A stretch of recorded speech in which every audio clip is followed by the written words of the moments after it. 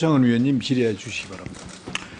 네, 후보자님 오전 내내 우리가 후보자님의 자격에 대해서 이야기를 나눴고요. 특히 이제 위원장님이 마지막 질문을 하시면서 왜 검찰개혁의 적임자가 당신이어야만 하느냐라는 질문을 주셨습니다.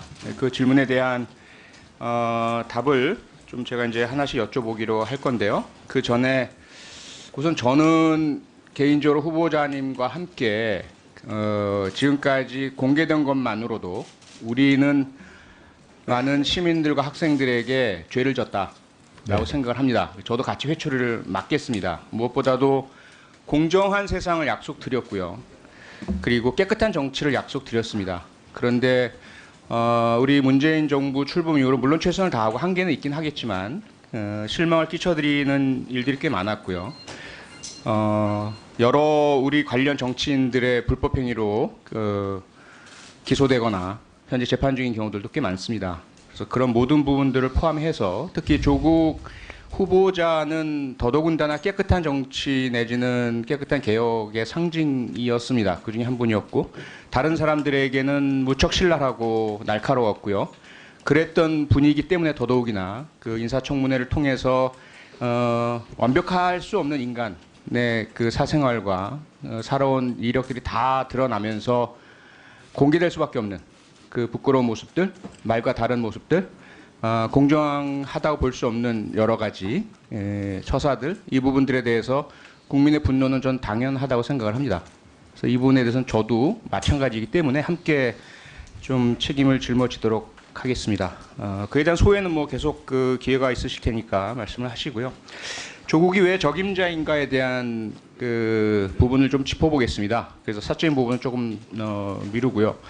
앞서 제가 살짝 언급드렸지만 현재 조국 법무부 장관 후보자의 관련된 가족들 수사를 총책임지는 검사가 있습니다. 그분이 2014년에 제가 살고 있는 곳과 가까운 수원 광교에서 발생한 참 참혹한 타워 크레인 사건에 대한 수사를 책임지셨었습니다.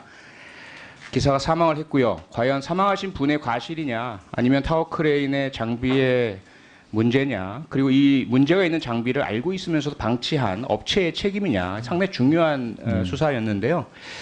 이 부분에 있어서 국립과학수사연구원은 장비의 문제라는 것을 입증하고 밝혀냈습니다. 하지만 이런 국가수의 결과를 무시하고 금품 로비의 대상이었던 다른 그 연구소의 결과만을 채택한 채 서둘러 무혐의 결정을 내려버립니다. 불기소 결정을.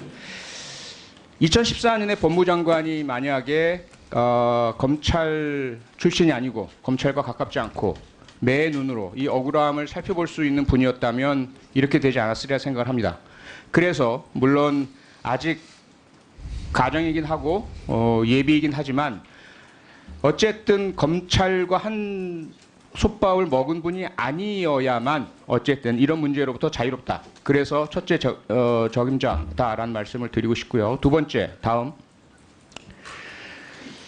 그 전 법무장관이 계실 때마다 특히 검찰과 함께 검찰의 고위직 출신으로서 검찰에 대한 영향력이 지대하고 이런 검찰 출신의 법무장관이 계실 때마다 언제나 권력형 비리 문제 또는 은폐 문제 이런 것들이 불거져 왔습니다. 그래서 물론 검찰 출신이 아니란 이유만으로 모든 것들이 깨끗해질 수는 없겠지만 적어도 이러한 근본적인 신분적인 한계로부터는 벗어나야 되지 않느냐. 그게 두 번째 이유입니다. 네, 다음 세 번째로 그동안 조국 교수는 서울대 법학전문대학원 교수는 2000년부터 공개적으로 공수처 설치를 주장해 왔습니다.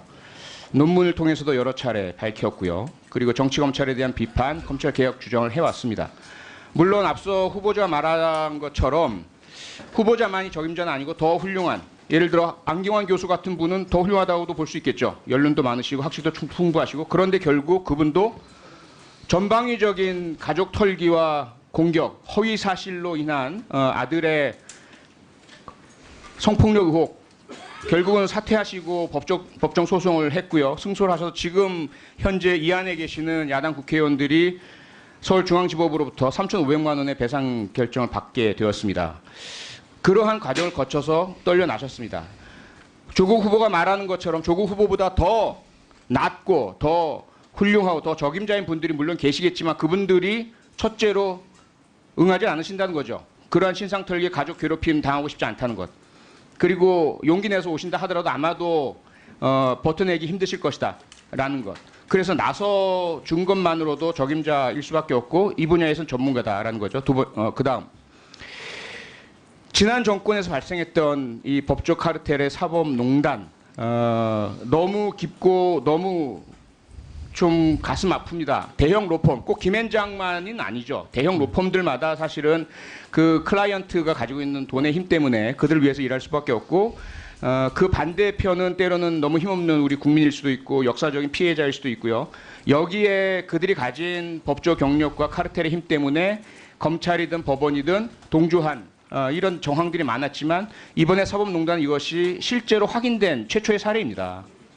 법무부 장관이 왜 이 법조 카르텔 밖에 있는 사람이어야 하느냐 너무 극명하지 않습니까? 유일한 사례도 아니고요. 그래서 더더욱이나 조국 후보자는 이 엄청난 12만 건의 신상털기 이 기사 보도 의혹을 뚫어내야 합니다. 잘못한 게 있다면 받아들이고 용서를 구하고 사죄를 구하고 반성을 하고요. 만약에 하지만 그럼에도 불구하고 뭐 법적으로 책임져야 될 부분이 나타난다면 어쩔 수 없는 거죠. 그건 뭐 사퇴를 하셔야 될 것이고 책임을 지셔야 될 것이고요.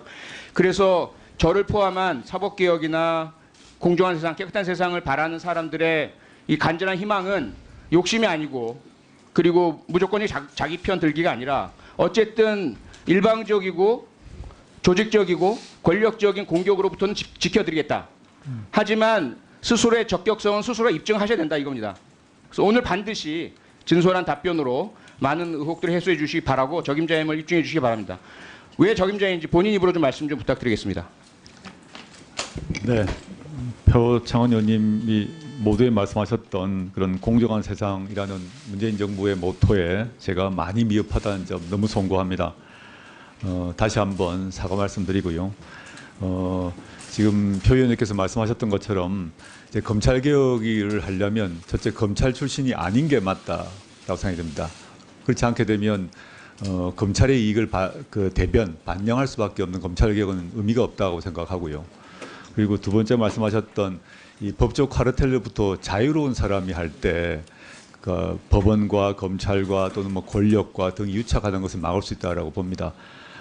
제가 반복해서 말씀드립니다만 저보다 능력과 도덕성에서 훌륭한 사람이 많으실 거라고 생각이 드는데 제가 이렇게 나오게 된 것은 제가 특별히 잘나서가 아니라 지금 현재 시대에서 요구되는 검찰개혁을 수행하는 데 있어서 그리고 그 검찰개혁에 대한 많은 비판과 반발이 있는데 그걸 맞아가면서 감당해가면서 할 수 있는 사람을 찾다 보니까 아마 제가 매우 부족함에도 불구하고 제가 낙점이 된 것이 아닌가 그렇게 생각하고 있을 뿐입니다.